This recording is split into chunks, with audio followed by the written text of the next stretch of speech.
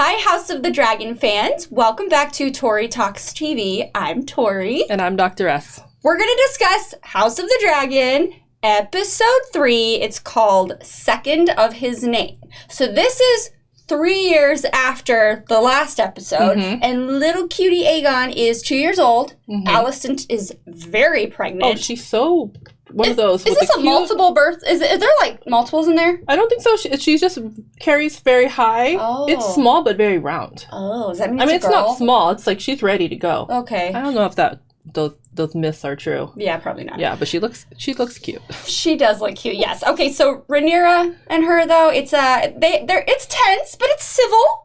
You know, the relationship. Yeah, when they're talking under the tree, right? Yeah. I can't decide. I mean, 3 years have passed. They've probably had more discussions. That's not the first one they've had in 3 years. I just can't tell where they're at. It's not ugly. It's not like a catty exchange. It's just more like mildly funny. Yeah. Right? It's all right. Yeah. So harmless. Yeah. Right? For now. Yeah. Okay, so it is second name day. I don't understand that. So, time to party. Oh, so the first, when you're born, you get your... Yeah, but then wouldn't that be when you're 1? Is that... Well... Because he's 2? Second name day. Oh, yeah, I guess. I don't know. Okay. Anyway, it's a reason for celebration, right? So, I did notice the king got a little wasted. And what do you do when you're wasted? You get a little emotional. Yeah. I was getting a bad vibe of... that Baratheon guy who died hunting and drinking, and I was like, you can't do that 2 times. Oh, no. No, but I was totally fine because it was a hunting thing, and it was drinking too much, and he was about to hunt, but the hunt didn't actually happen. Heart. Yes, until the next day, so then it was fine. Right, when he was hungover. But he expresses a lot of doubt and regret, and he seems so troubled, but I really like him. I think he's very pleasant. I think he's nice, and at least he cares. At least he has emotions, you know. Right. Ultimately, he seems like he does want to just be a good guy. He wants his daughter to he wants to do the right thing. Be happy. He says. Yes. Well, he still very much wants Rhaenyra to inherit the throne from him, which I love that, you know, we're all on the same page here. Well, we are. I mean, I want Rhaenyra. I would love her to, but Please. Don't we know that she's not going to be the queen? Because I have a feeling, but I know Dany the first female queen, though? Whoa.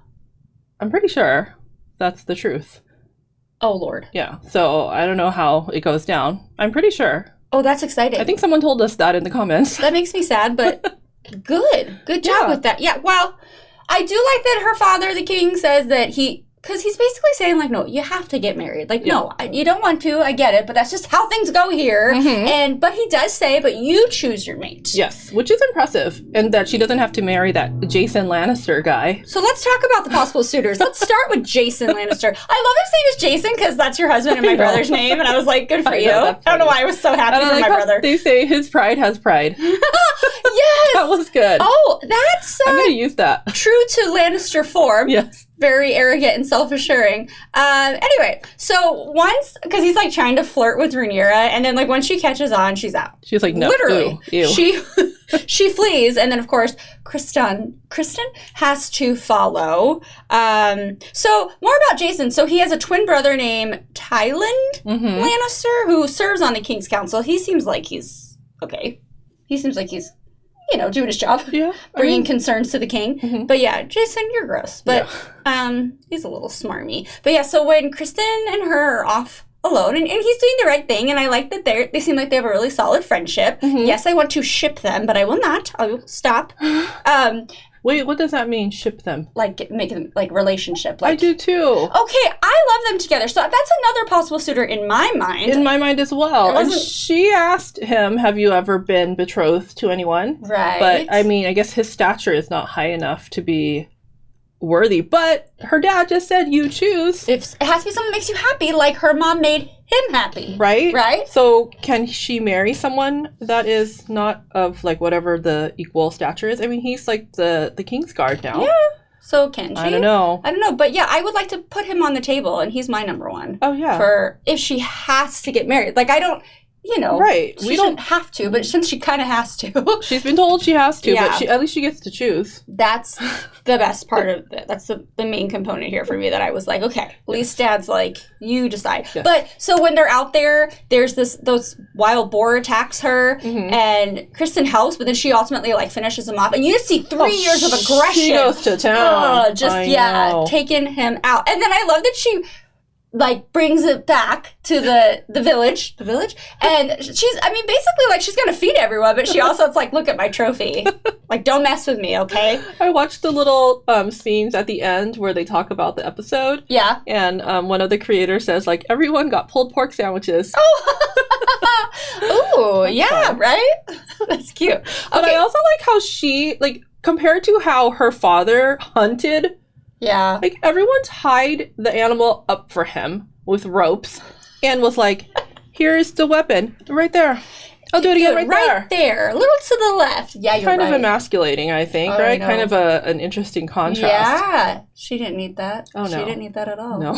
It came out of nowhere, too. Yeah. Okay, another one of her possible suitors was recommended to... Okay, I've got to get this name down to the king. So it's Rhaenyra, the sea snake's son, is suggested to marry Rhaenyra by this guy who's like a confidant, like this man, like I don't know his name, but I like him. But he did suggest that the king marry the young daughter.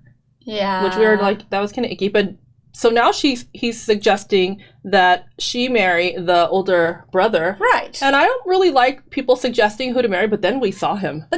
Dang. So it was different, right? Okay.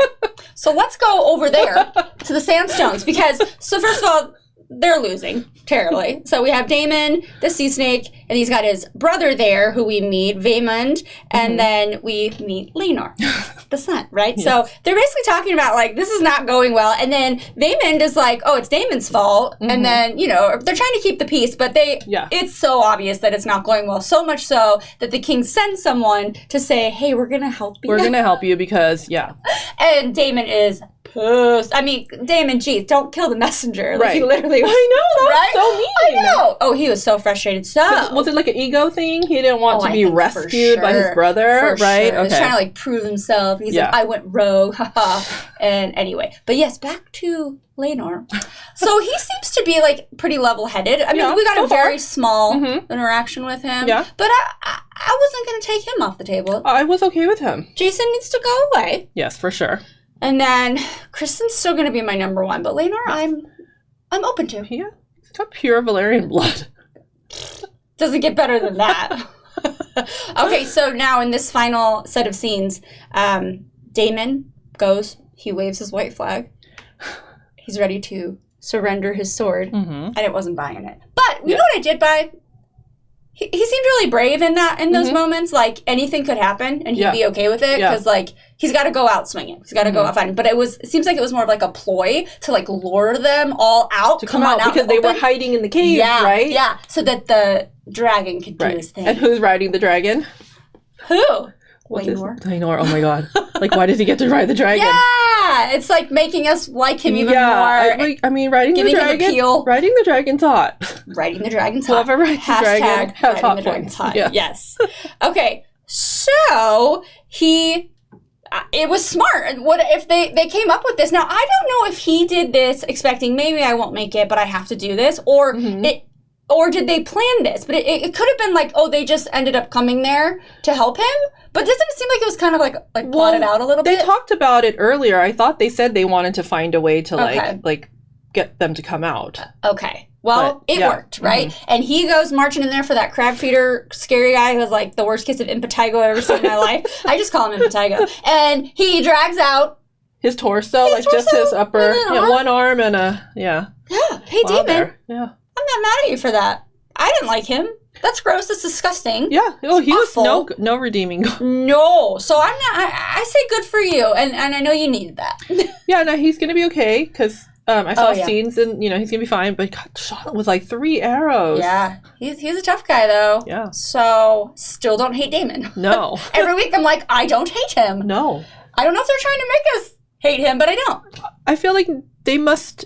No, he's supposed to be alluring. These are pretty likable Targaryens, huh? Yeah. These might be the best ones. I know. Besides Dany. We love Dany. But, I mean, the only one we really didn't like was that... her brother.